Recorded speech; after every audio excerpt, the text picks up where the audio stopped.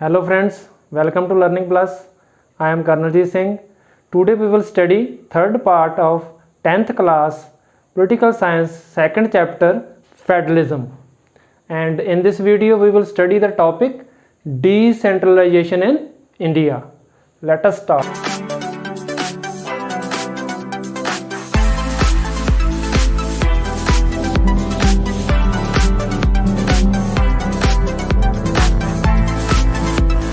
So decentralization in India. So what is the meaning of decentralization?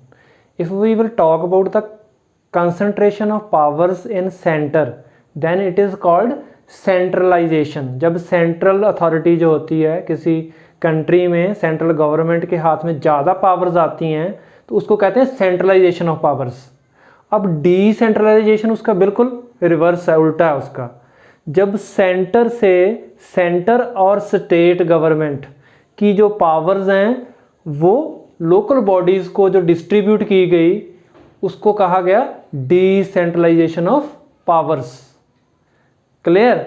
अब इसकी ज़रूरत क्यों पड़ी decentralisation of powers in India में? तो इंडिया एक बहुत डाइवर्स कंट्री है। इंडिया में जो स्टेट्स हैं, एक एक स्टेट जो है वो उसकी पॉपुलेशन बहुत ज़्यादा है और एरिया वाइज भी काफ़ी बड़ी स्टेट्स हैं। जो यूरोपियन कंट्रीज़ हैं उनके इक्वलेंट हम एरिया वाइज भी उनसे ज़्यादा बड़ी स्टेट्स हैं हमारी, ठीक है, जैसे यूपी है, महाराष्ट्र है। और पॉपुलेशन वाइज भी जो हमारी स्टेट्स हैं वो यूरोपियन कंट्री से ज़्यादा बड़ी हैं। तो इसलिए सेंट्रल गवर्नमेंट और स्टेट गवर्नमेंट, इन दो जो टायर हैं गवर्नमेंट के, उससे हमारे कंट्री की जो गवर्नेंस है, जो हमारी डेवलपमेंट है, वो पूरी पॉसिबल नहीं है। तो इसके लिए जो ग्रास रूट लेवल है, रूरल एरियाज़ हैं या अर्बन एरियाज़ हैं, उनकी डेवलपमेंट को जो है वो आगे बढ़ाने के लिए हमें जो है वो डिसेंट्रलाइजेशन करनी पड़ी। अब डिसेंट्रलाइजेशन हुई कैसे? जो सेंट्रल गवर्नमेंट है, ठीक है, और जो स्टेट गवर्नमेंट है, इनकी जो पावर्स हैं, इनकी जो अथॉरिटी है, इनका जो रेवेन्यू है, वो थोड़ा इनसे दोनों से जो लिया गया, सेंट्रल गवर्नमेंट से और स्टेट गवर्नमेंट से, और वो किसको दिया गया? लोकल गवर्नमेंट्स को। लोकल गवर्नमेंट्स कौन सी हैं? रूरल एरिया में लोकल गवर्नमेंट्स जो वो पंचायत है, और अर्बन एरिया में जो लोकल गवर्नमेंट है वो म्यूनसिपल कमेटी है या म्यूनसिपल कॉरपोरेशन है। तो लोकल गवर्नमेंट बॉडीज़ जो हैं पावर्स उनको दी गई, ठीक है। तो ये थर्ड टायर गवर्नमेंट का बना, central government, state government and local government, ठीक है। तो it is the third tier of government. हमने पढ़ा था इसी चैप्टर में, फेडरलिज्म में, that vertical distribution of power sharing chapter में भी हमने पढ़ा है vertical distribution of power, centre, state and local government. Clear? अब जो हमारे कॉन्स्टिट्यूशन में जो चेंजेस किए गए 1992 में, हमारी जो लोकल गवर्नमेंट है उसको ज़्यादा पावर्स देने के लिए, तो इस प्रोसेस को कहा गया डिसेंट्रलाइजेशन ऑफ पावर्स। अब ये 1992 में जो अमेंडमेंट की गई लोकल गवर्नमेंट को ज़्यादा पावर्स देने के लिए, तो उसमें कौन कौन सी प्रोविज़न्स हैं, वो प्रोविज़न्स हम जो है एक एक करके डिस्कस करेंगे। तो फर्स्ट जो प्रोविज़न है वो है कि जो रेगुलर इलेक्शंस थे, डिसेंट्रलाइजेशन से पहले जो पंचायत थी, म्यूनसिपल कमेटी थी, उसके रेगुलर इलेक्शंस नहीं हो रहे थे, ठीक है। वो स्टेट गवर्नमेंट के ऊपर डिपेंड होता था कब इलेक्शन करवाने हैं। क्लियर? बट अब ये कॉन्स्टिट्यूशनली एक प्रोविज़न दे दी गई कि हर 5 ईयर्स बाद रेगुलर इलेक्शन जो है वो कंडक्ट किए जाएंगे लोकल गवर्नमेंट बॉडीज़ के लिए। Clear? This was the first amendment. Then second was the reservation of seats, schedule caste, schedule tribe और ओबीसी, तीनों कैटेगरीज के लिए जो है वो लोकल गवर्नमेंट की जो इलेक्शंस होंगी उसमें जो सीट्स हैं वो रिजर्व की गई इन तीनों कैटेगरीज के लिए। एंड नेक्स्ट जो विमेंस के लिए जो 1/3 सीट्स जो हैं वो लोकल गवर्नमेंट बॉडीज़ में जो है वो एलोकेट की गई, वो विमेन को दी जाती हैं, 1/3 सीट्स रिजर्व की गई उनके लिए। और इलेक्शंस को कंडक्ट करने के लिए अब हमें एक इलेक्शन कमीशन की ज़रूरत थी, क्योंकि जो सेंट्रल इलेक्शन कमीशन है वो सारे काम नहीं कर सकता। तो इसलिए हर स्टेट में एक स्टेट इलेक्शन कमीशन की फॉर्मेशन हुई, और वो स्टेट इलेक्शन कमीशन जो है वो अब रिस्पॉन्सिबल है जो लोकल गवर्नमेंट बॉडीज़ हैं, पंचायत हैं, म्यूनसिपल कॉरपोरेशंस हैं, उनकी जो इलेक्शन है प्रोसेस है उसको कंडक्ट करवाता है हमारा स्टेट इलेक्शन कमीशन। तो स्टेट इलेक्शन कमीशन की फॉर्मेशन है, इसका जो है वो एक प्रोविज़न है। लास्ट जो प्रोविज़न की हम बात करेंगे उसमें sharing of power and revenue.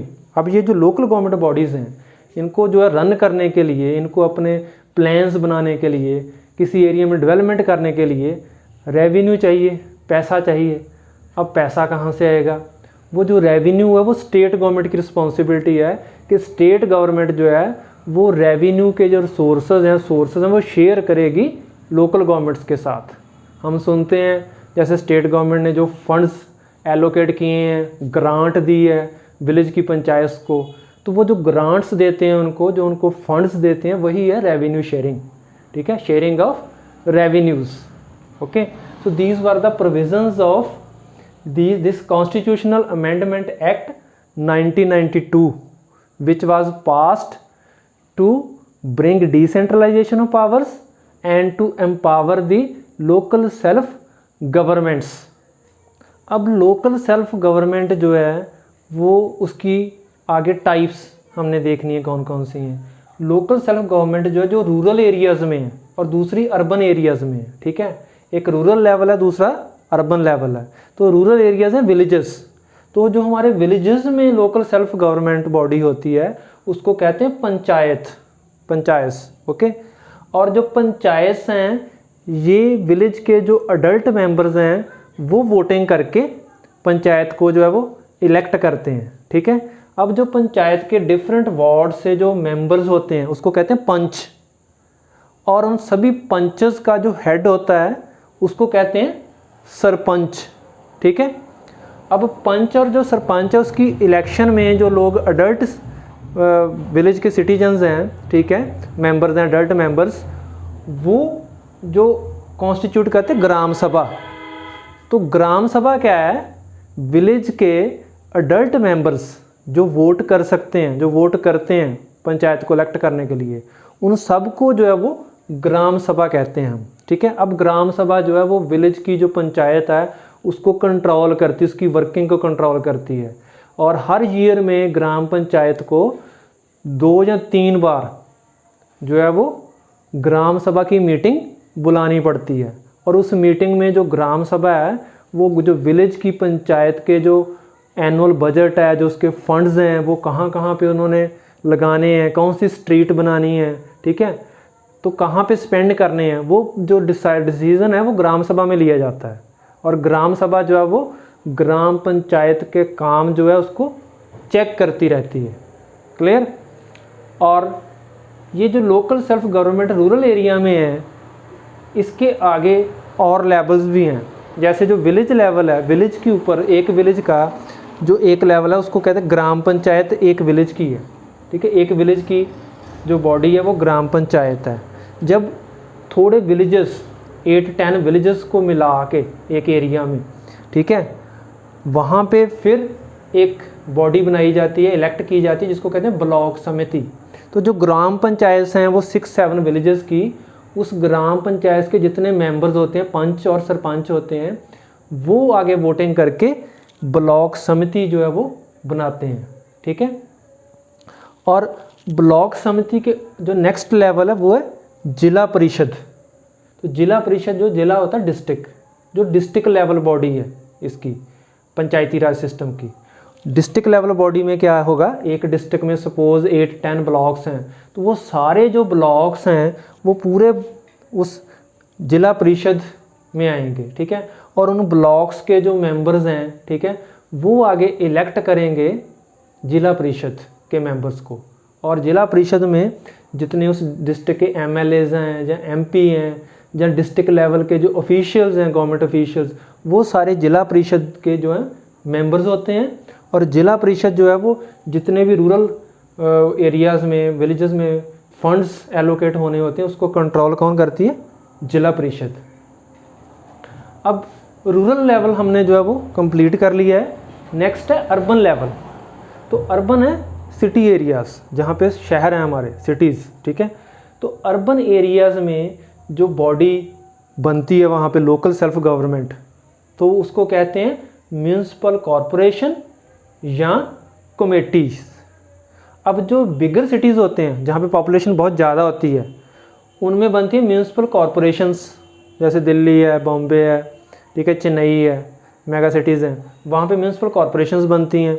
और जो स्मॉलर सिटीज़ होते हैं जहाँ पे पॉपुलेशन कम है वहाँ पे बनाई जाती है म्यूनिसिपल कमेटीज़।